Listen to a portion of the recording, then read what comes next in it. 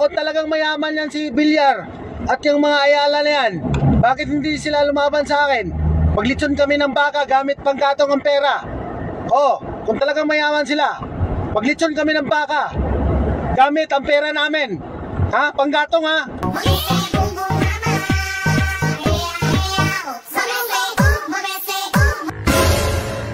Pare!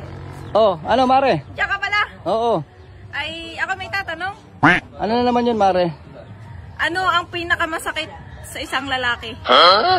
Sa naranasan ko, yung iwanan ka. Ay, hindi. Ay ano? Yung nainom mo na yung rubos, pero hindi ka sinipot.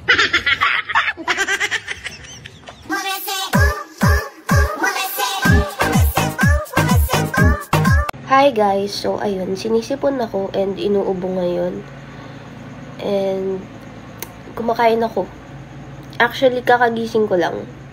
And ito na yung dinner ko, 8:39 PM na ngayon. Ang ulam natin is ampalaya. Yan, sobrang pait. Tapos yung sabaw ko talaga papaitan. Mapalang daming bigas ah. Ay, Mari, kabibili ko lang eh. Baka pwede lumaki kahit 2 kilo lang. Ay, naku, Mari.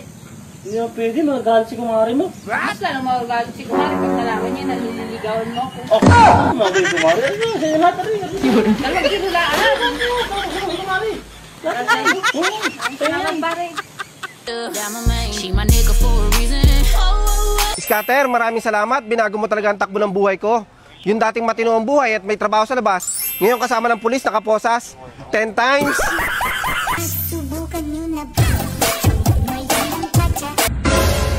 Kalinang, ano bang meaning ng SNR? SNR? SNR yan. SM and Robinson.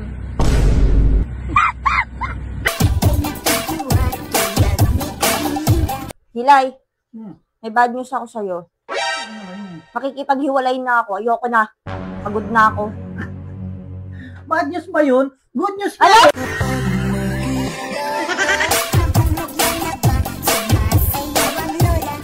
Arnel! Grabe ka, Arnel! Napakababaero mo talaga pala. Itong si Arnel hindi na nagbago-bago. Napakababaero.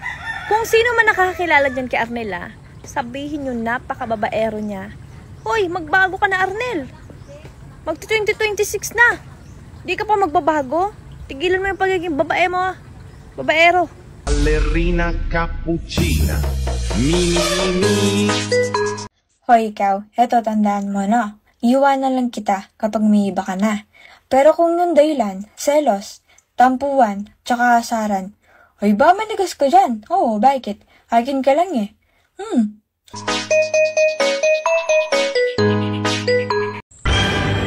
Pinagtagpo man tayo sa maling panahon, sigurado ako, pagtatagpuin tayo sa tamang kwarto pag nagkataon.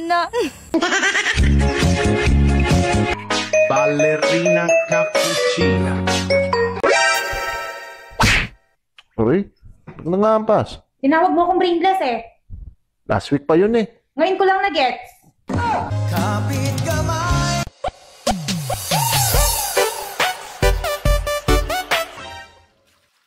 May kiraan ho. Lintik na aray, dami-daming dadaan din. So ano, ayaw mo na? Pagod ka na, ayaw mo na? Pagod na pagod na pagod na pagod na pagod na pagod na pagod na pagod na pagod. Talaga, mami. Grabe ka naman, pati sa pagkado ko, ipapahiya mo ko. Ano? Wala. Sinasabi ka? Hindi ka sinasabi ka eh. DJ Jentax. Ano na naging project ninyo? Marami na po, Your Honor. So magkano na ngayon ang pinaghahati-hatian nyo? Ano po, Huwag ka magsisinungaling. Hindi pa nga ako nagsasalita, nagsisinungaling na agad. Ayaw, di ma. Huwag kang gamol. Kos balwungos sa babae, maraming nagtatanong sa babae kung ano daw ang pinaglalagay niya sa kanyang pagmumukha. Yung babae na yan, marami yang siyang pinaglalagay na arte sa kanyang pagmumukha. Pero wag kayong maniniwala dyan sa babaeng yan na palagi siyang gumagamit sa ganyan, ha. Kayang babaeng yan, tanghali na yan siya magising. Siyempre, dahil tanghali na magising ang babae, kay tamad man, ay hindi na yan siya makapaghilamos. Sa gabi naman sa sobrang puyat niya, dahil tamad nga, hindi na yan siya maghihilamos minsan. Ma, anong nangyari kay Papa kagabi? Wala namang nangyari kay Papa mo kagabi. Bakit mo naman natanong yan? Rinig kasi kita kagabi, sabi mo kay Papa, ano ba yan, mahal? Ayaw nang tumayo.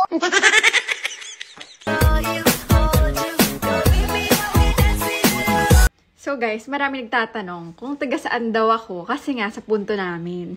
Kami po guys ay mamamayan ng Nueva Ecija. Kaming mga Nueva Ecijano guys, yung salita namin laging may e sa dulo. Halimbawa, kumain ka na ba? Ako kasi hindi pa ako nagtatanghalian eh. Harap-harapang sinupalpal ni Mayor Vico Soto ang mag-asawang Diskaya nang makasama niya ito sa hearing sa House of Representatives. Sinabi ni Mayor Vico na sobra na ang kasinungalingan nilang dalawa habang katabi niya ang mga ito. Kasinungalingan po talaga. Lantarang kasinungalingan naman po yung mga sinasabi nito. Hindi naman po bago sa kanila ang pagsisinungaling. Naobserbahan na po natin ito on the record and in public very many times. Sabi nga, dito sa kaso na ito, ang sinungaling ay asawa ng magnanakaw. So ngayon, sabihin mo nga sa amin ang totoo, magkano ba talaga yung kinurakot mong pera? Your Honor, hindi ko po talaga kayang gawin yan. Ang alin, yung mga rakot? Hindi po, yun po magsabi ng totoo. Huh? Anak ka ng po. Laling! Ay!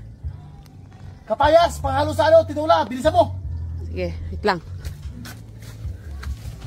Tingnan natin kung anong sasabihin. Bigyan natin ito. Tamyang! Ano to? Kapayas! Bunga! Hindi daon! Nay, may nagkamatay. Nakamatay na naman.